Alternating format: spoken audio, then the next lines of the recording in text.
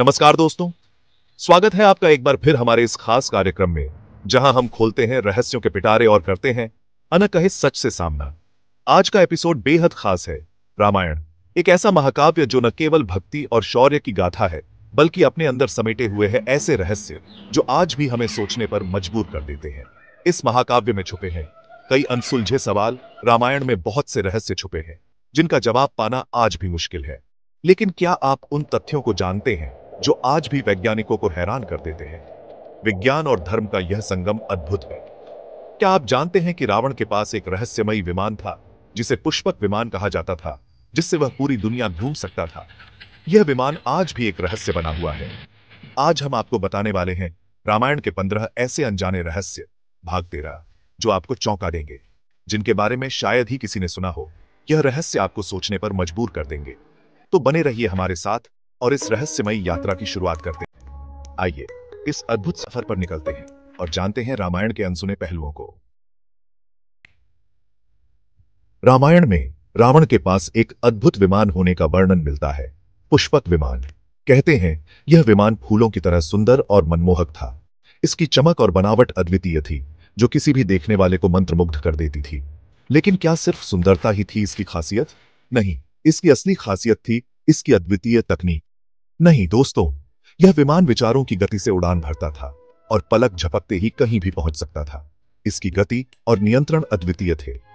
आज के समय में जहां विज्ञान ने इतनी तरक्की कर ली है, वहां भी इस तरह की तकनीक एक सपने से कम नहीं। हम आज भी ऐसी तकनीक की कल्पना ही कर सकते हैं। क्या यह वाकई में संभव था?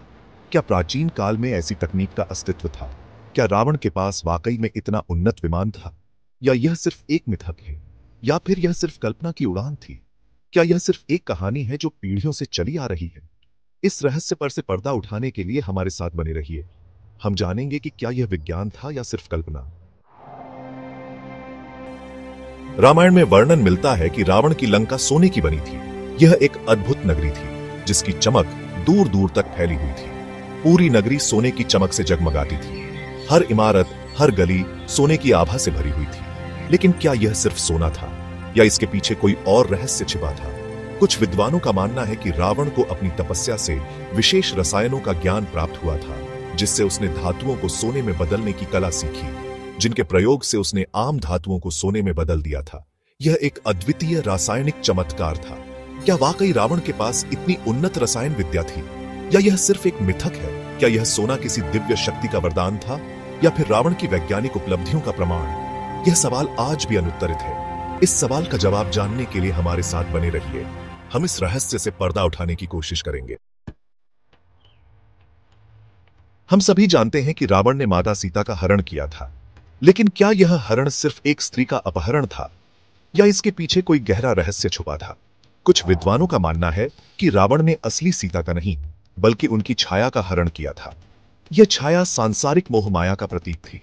इस घटना को आध्यात्मिक रूप से भी देखा जाता है, जहां रावण हमारे अंदर के दुर्गुणों को दर्शाता है, जो हमारे सत्य को, हमारी सीता को हमसे छीन लेना चाहते हैं। वाल्मीकि रामायण में कलयुग और कल की अवतार का वर्णन मिलता है।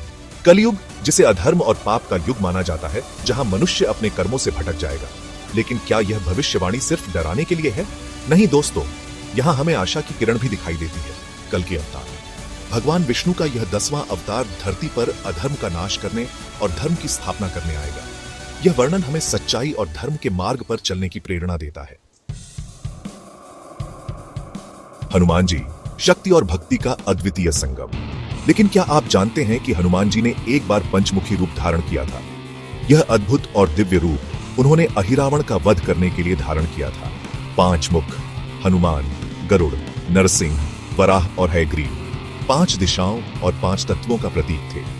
यह रूप हमें यह बताता है कि जब सामने असाधारण चुनौतियां हों, तो हमें भी अपनी सभी क्षमताओं को एकजुट करना चाहिए। रावण एक ऐसा चरित्र जो अपनी बुद्धि और ज्ञान के लिए जाना जाता था। लेकिन क्या आपको पता है कि उसके 10 सिर सिर्फ डरावने ही नहीं थे, बल्कि उसके असाधारण ज्ञान का भी प्रतीक थे? कहा जाता है कि रावण ने 4 वेदों और 6 शास्त्रों का गहन अध्ययन किया था। उसके 10 सिर 10 दिशाओं का भी प्रतीक थे, जिन पर उसका नियंत्रण था। यह हमें यह बताता है कि ज्ञान भी एक तरह की शक्ति है, जिसका इस्तेमाल सही या गलत दोनों तरह से किया जा सकता है।